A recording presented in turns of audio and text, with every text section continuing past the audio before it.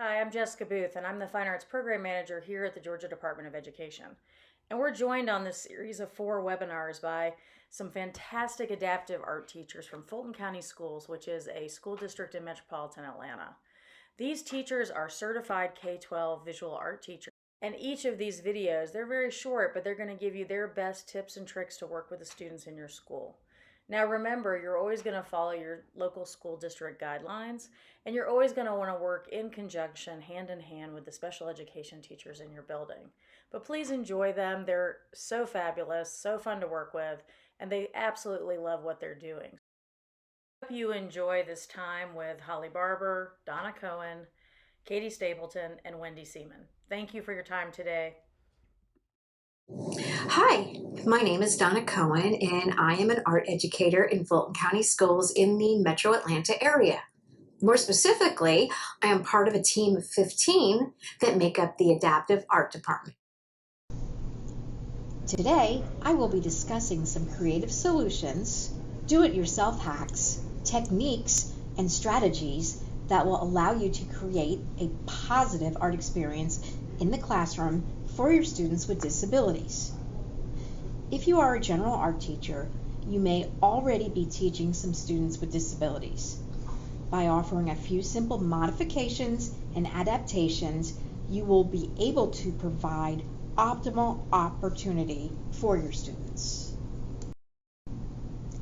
Let's talk visual schedule. This is a great way to communicate with your students and reduce anxiety. A schedule like this prepares your student for each activity in a project or the next sequence of the activity. You want to put it in a location that can be easily seen and refer to it. You don't want to make too many steps, 3 or 4. So this is easily made. You can do this with laminated construction paper. I used Velcro strips, and the pictures that I print out, and I just Google them. I Google crayons, I Google construction paper, scissors. I laminate everything, and I put Velcro on the back. So the first thing we're going to do today is say hello. We'll be using crayons, construction paper, cut, and say goodbye. That's all. It's that simple, and it really helps with your lessons. Offering a variety of materials and tools for your students will increase participation and empower them. One of the most important skills that are developed through art is the fine motor skill. However, some students you teach may not have fully developed or may never develop their fine motor skills because of their physical disabilities. The first thing I want to talk to you about, the thing that you're probably going to need the most, is tape. Tape allows for the student to use both hands and secures their work. So you always want to have some tape nearby so that you can secure their work. So let's talk about some strategies that you can use for your students that will certainly give them more independence while building their self-esteem. You are going to find that some of your students may have a hard time grasping or gripping an object or material. And this can easily be remedied by making or offering grips. First hack we're going to talk about is the pool noodle. The pool noodle is really easy. It's something that you can find at the dollar store or at Target. You can cut it up and you can use it as a grip for glue, for markers, for paint brushes.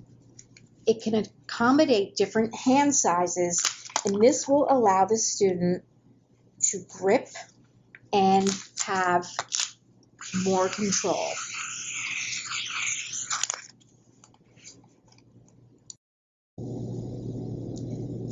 Here are some other really neat examples for grips.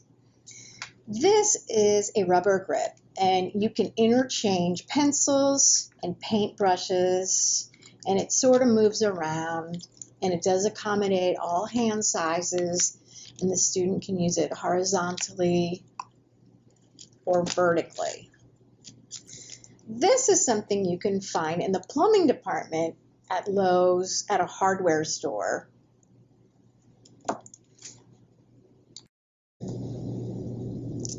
And it allows the student, it's like a T, allows the student to grip using the whole hand and the thumb. And you can put glue in there. I've put a sponge in there, and the student can easily paint. Another really cool hack is Model Magic. Model Magic is great. All you have to do is roll it and wrap it around the utensil you want the student to use, and they can grasp it, and it's squishy. You can also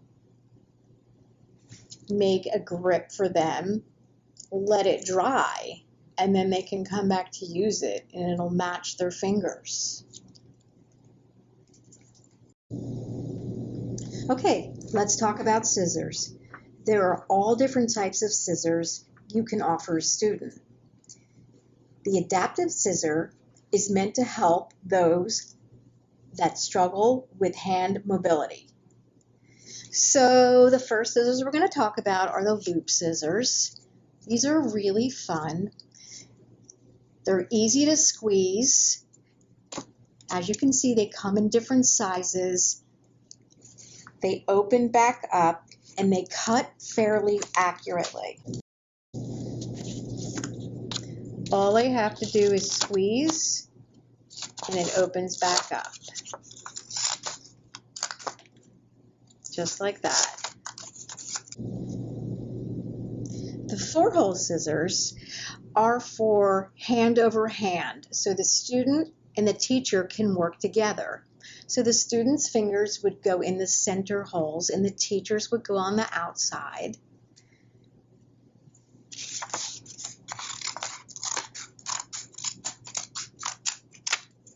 And you can work together cutting. Another scissor is a spring scissor, where it opens back up and the student doesn't have to do it. So look. Opens back up, so it makes it easier for them. And this is the table scissor. So with the table scissors, all you have to do is feed the paper in. If the student can press, you can just continue to push the paper and cut it all the way across. Let's talk about crayons in the classroom. You want to offer different size crayons to help your students. So we have jumbo crayons, finger crayons. You can find finger crayons for students that can't grasp or grip. Muffin tin crayons are great because the student can grab it this way or this way and just push to get a result. They're super easy to make. All you have to do is find the crayons in the bottom of the bin, take the wrappers off, throw them in a muffin tin, see? Bake them at 315 for about 10 minutes. Make sure it's all melted. Let them cool and pop them out.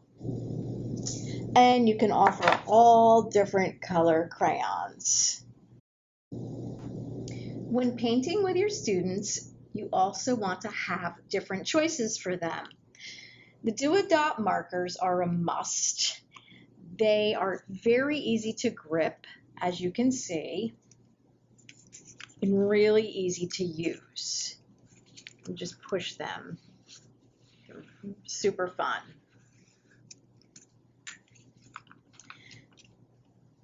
You also can offer large brushes that show different textures when you dip it into paint. These are easy grip brushes. You can always put sponge on a stick, hot glue it down for the student. You can use a clothespin for a grip with a sponge, and the student can paint with that. Really easy hacks. Also, if you are watercoloring and the student has a hard time with aim, you can tape over the other colors and just let them work in one color at a time. Okay, we can talk about Velcro. And you can use Velcro for handles. So in this case, I put Velcro around a paintbrush.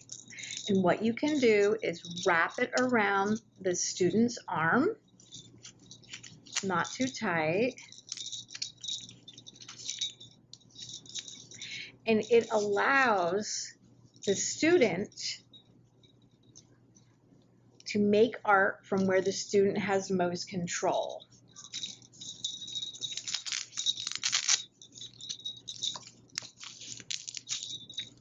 I also put a bell on the paintbrush for some sensory.